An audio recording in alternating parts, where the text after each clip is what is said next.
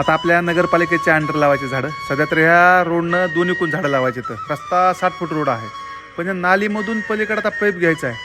कठीण गोष्ट आहे. चला म्हणलं थोडीशी रिक्स आहे. घुसलोत नालीमध्ये, कारण की पाईप रोडवर आतरला तर फुटू शकते. नालीतून आतरला तर साईडनं बांधायचा, जेणेकरून पाईप बी खराब होणार नाही आणि झाडाला जागेवर पाणी भेटेल. मित्रमंडळ आम्ही सगळेजण मिळून आपे लागलोत कामाला. काम थोडंसं कठीण आहे, थोडंसं घाणीचं पण आहे, पण काय हरकत नाही. एकदा आपण केलं तर पुन्हा पिढ्या हे झाडाखाली लेकरं प्राणी पक्षी बसून हे फळं वगैरे खातील, ह्या अपेक्षानं पूर्ण काम करायचं. एका ठिकाणी पूर्ण ब्लॉकच होऊन गेलं रस्त्या साईडनं, काम चालू आहे बांधकामात, त्यामुळे तर कचरा साहजिकच पडतं आहे. तर म्हणलं काढा, लय कठीण आहे. लांबवर आता ब्लॉकेज असेल. नेमकी माझ्या मित्र रोडे त्याची JCB आली.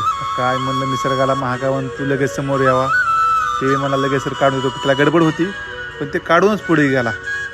आधार झाला. म्हणलं धन्यवाद माझ्या मित्रा. सगळ्याची साथ आहे म्हणून काम होते.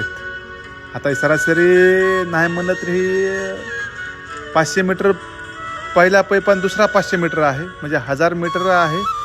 1000 फूट का 1000 मोटर का ते मीटर, तेवढं आता अंतर आपण पूर्ण व्यापून घेतलेलं आहे. भारी आहे.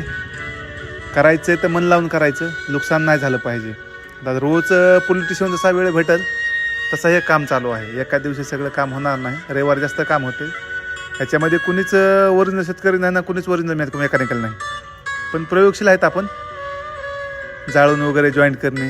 आता अभिभायाला गडबड होती, लग्नाला निघाला होता, कपडे घालून बसला होता, पण चला म्हणला सर आधी हे काम करूया. धन्यवाद, तुम्ही सगळ्याची साथ आहे म्हणून कामं कोणतेही शक्य आहेत. आपण कुठं ना कुठं वंदनवल फुलूनच दाखवू. नगरपालिकेच्या हद्दीमध्ये सरनं परमिशन दिलेली आहे, त्या अनुषंगाने हे काम चालू आहे. भारी आहे. लवकरच जे स्वप्न आपण बघितलेलं आहे ते पूर्ण होणार आहे. पण सध्या तरी छोटे छोटे स्वप्न पूर्ण होईल तर आलं त्या टोकापर्यंत पाणी. भारी आहे. लय मोठा एरिया आहे झाडं लावायचा. आपण इथं कमीत कमी 200-300 झाडं रोडच्या साईडनंच लावू शकतो.